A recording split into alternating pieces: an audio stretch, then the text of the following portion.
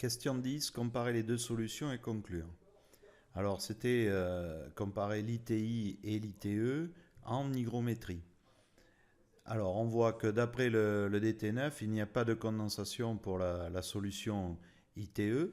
Voilà le DT9. On voit donc la courbe des pressions saturées en haut, la courbe des pressions partielles en bas. Ces pressions sont indiquées par rapport aux épaisseurs des couches de matériaux, hein. Donc c'est pour ça que les deux courbes ne sont pas des droites, hein.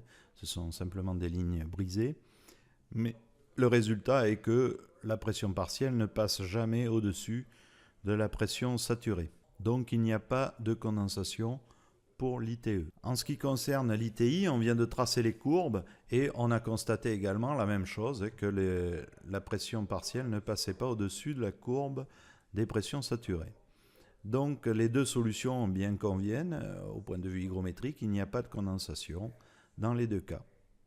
Question 11, choisir la solution la plus adaptée entre l'ITI et l'ITE, argumentez votre choix en fonction des deux études précédentes et de vos connaissances.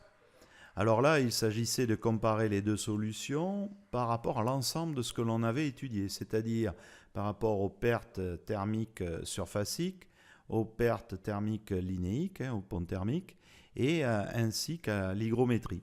Eh bien, on constate que dans les trois cas, que ce soit les déperditions surfaciques et linéiques, eh bien, l'ITI était meilleur que l'ITE, avait des résultats plus performants. Pour l'hygrométrie, par contre, les deux solutions sont toutes les deux performantes, il n'y a rien à dire. La seule chose que l'on peut rajouter, c'est que le prix risque d'être un peu moins important pour l'isolation thermique par l'intérieur. Donc dans tous les cas, eh bien, on conclut que dans ce cas-là, l'isolation par l'intérieur est meilleure que l'isolation par l'extérieur.